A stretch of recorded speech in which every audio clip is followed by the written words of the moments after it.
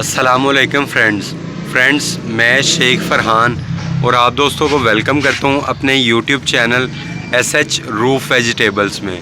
Friends, आज की इस वीडियो में आप दोस्तों को बताने वाला हूं कि हम लोग अपने गमले की मुर्दा मिट्टी को दोबारा कैसे ज़िंदा कर सकते हैं, कैसे उसको इस काबिल बना सकते हैं कि उसके अंदर आप बहुत आराम के साथ जो है वो नया पौधा लगा सकें और उससे माशाल्लाह बेहतरीन किस्म की ग्रोथ ले सकें।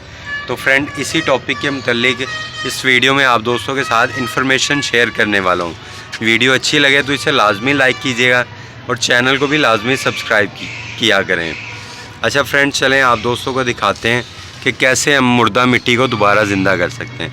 फ्रेंड, जब आप किसी गमले में फ़ील करें कि इस गमले में पौधे की ग्रोथ जो है वो अच्छी नहीं हो रही और शायद इस गमले की मिट्टी जो है वो अब इस काबिल नहीं रही कि इसके अंदर जो है वो नया पौधा लगाया जा सके, तो फ्रेंड्स, आप दोस्तों ने जो सबसे पहला काम करना है वो ये करना है कि उस गमले के अंदर जो भी पौधा लगा हुआ है उसको आप लोगों ने बाहर निकाल लेना है। मैं चूँकि सब्ज़ियों पे ज़्यादा काम करता हूँ तो इसलिए मेरे पास ज़्यादा गमलों में सब्ज़ियाँ ही लगी होती हैं।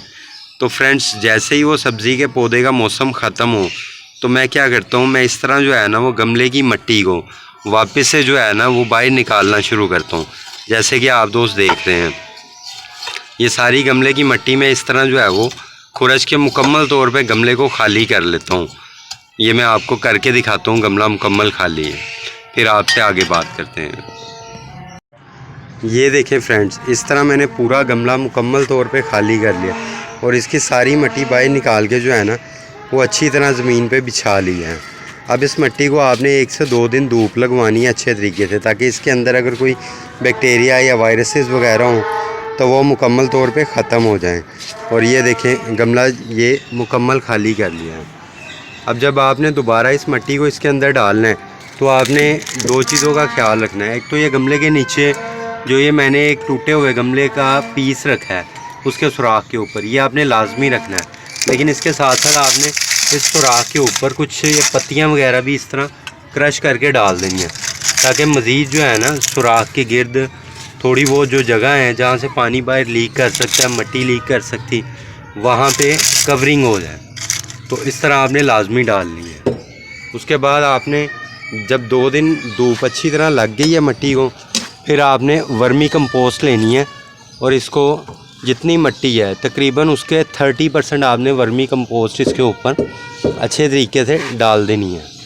ये जैसे मैं इसके ऊपर मिक्स कर रहा हूँ, इस तरह आपने इसके ऊपर वर्मी कंपोस्ट अच्छी तरह जो है वो छिड़का देनी है और उसको बहुत अच्छे तरीके से हाथों के साथ आपने इस तरह मिक्स करना है, ताकि ये मुकम्मल तौर पे यकजान हो जाए। जब ये मुकम्मल तौर पे यकजान हो गई उसके बाद आपने इसको फिर गमले में डालना है। तो चलें फ्रेंड, मैं अच्छी तरह इसको मिक्स करके फिर आपको दिखाता हूँ। ये देखिए फ्रेंड, अब ये मिट्टी मुकम्मल तौर पे जो है वो मिक्स कर चुका हूँ मैं। इसमें मैंने 18 इंच के गमले में से जो मिट्टी निकली थी उसमें मैंने इस तरह की 2 बाल्टियाँ, ये तकरीबन 5-6 किलो की बाल्टी है, इस तरह की 2 बाल्टियाँ जो है वो मिक्स की हैं वर्मी कंपोस्ट की। अगर आपके पास नीम की खली है तो आप उसको भी तकरीबन 2 मुट्ठी जो है वो इसमें लाजमी मिक्स कर लीजिएगा। मैंने चूँकि पहले की हुई थी इसलिए मैंने दोबारा नहीं की।